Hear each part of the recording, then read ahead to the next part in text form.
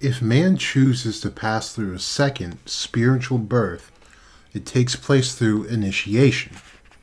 The esoteric initiation is based on the thought that there exist several layers of reality that the adept can explore and penetrate.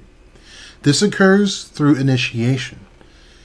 Initiation is a pivotal concept in esotericism. The goal of initiation is to lay bare the hidden core that can be found behind the outer appearance of phenomena. Through initiation, the adept enters the inner zones of religions and myths and gains knowledge of their hidden truths. Initiation permits entry into the core that is hidden under the surface of existence. As a result of this knowledge, the adept learns how to control the mechanisms of existence and can influence these in accordance with his own will. Mircea Eliade, the historian of religion, defines initiation in the book of Rites and Symbols of Initiation. Mircea says, the central moment of every initiation is represented by the ceremony symbolizing the death of the novice and his return to the fellowship of the living. But he returns to life a new man, assuming another mode of being. Initiatory death signifies the end at once of childhood, of ignorance, and of the profane condition. Initiation is based on metaphysical death, a descent into the underworld, rebirth, and descent. The initiate leaves his old life and old self behind and becomes born again, often with a new name designating the new identity. The adept leaves behind the state of being limited to man, whose will and action are predetermined, and becomes a god with a free will and power to create. A voluntary entrance into the Qliphothic worlds is a rare occurrence in the Kabbalistic tradition. The Qliphoth are viewed as abominable and terrifying worlds that the adept of the light must do anything to avoid. But in certain forms of heretic Kabbalah, we find the idea that true initiation and true illumination can be reached only by entering the Qliphothic regions.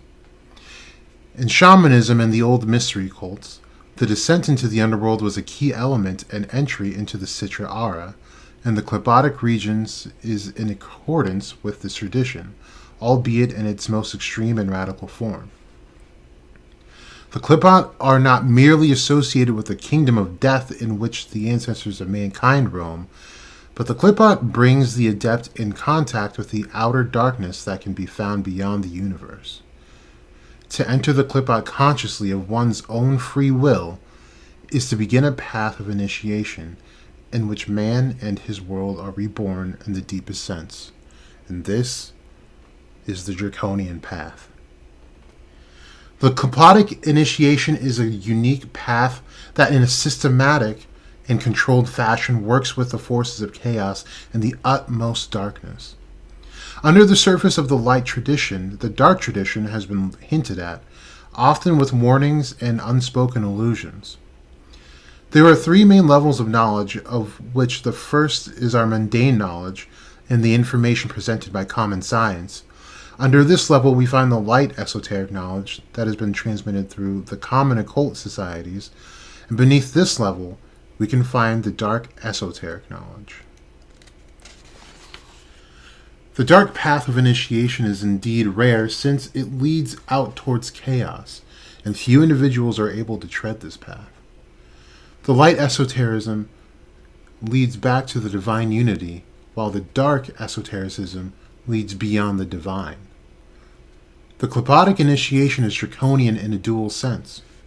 Draconian is generally translated as harsh or severe, which is a suitable synonym also of the draconian path. It is harsh, but it leads to worlds of singular beauty. This appellation of the path as draconian also indicates its direction. The light esotericism leads to unity with male gods of the light, like Yahweh or Marduk. The dark esotericism, on the other hand, leads out towards primordial dragon entities such as Leviathan, Tehom, or Tiamat, who existed long before the gods of light and who exist in the infinity beyond the divine light. To the initiated adept on the Qlipotic path, the darkness of infinity is a hidden light, so indefinitely brighter than the light of the gods that it is thus perceived as darkness. When the adept enters the Qlipotic tunnels, a process that corresponds to alchemy is initiated. The alchemical path of initiation has 3 main levels, which in turn can be divided into several lesser levels. The 3 main levels are Nigredo, the black phase, Albedo, the white phase, and Rubedo, the red phase. Nigredo corresponds to the material level in the astral plane. Albedo corresponds to the mental plane, and Rubedo, the red phase, to the divine final goal. The draconian initiation is based on 1 + 9 + 1 levels that together constitute 11 steps corresponding to the Qlipot and the 11 demon rulers that act as an antithesis and night sides of creation. The first step is where the uninitiated begins, and that signifies an opening of the gate to the dark side. The following 9 steps represent the 9 levels of the night side, or the underworld that Odin passes through during his initiation, and the secrets of the runes. These steps bring the adept to the heart of darkness and transform man into a god, as promised by the serpent in Genesis 3:5. In biblical myths, man begins his initiation by eating the fruits of knowledge. According to the light and exoteric religion, man should seek his way back to the permissive state of childhood that reigned before man ate the fruits of knowledge. But according to the dark and esoteric lore, man should instead seek to fulfill the search for knowledge and leave Eden to find wisdom in the unknown. The last and 11th step reaches out to the absolute mystery and beyond the limits of the universe. In this process, through which the magician, like Odin or the Egyptian alchemical god Khepera, sacrifices himself and enters the underworld, man can be transformed and pass from being a creation to becoming a creator. The world was not created at some point in the past as claimed by the exoteric monotheistic religions. The world is created in every moment. Most people are creations of the past, but through the magical initiation, we can become creators of the future.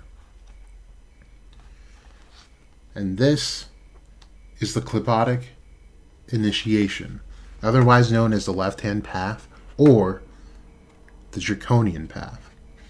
So that is just an introduction of what this whole path is going to be.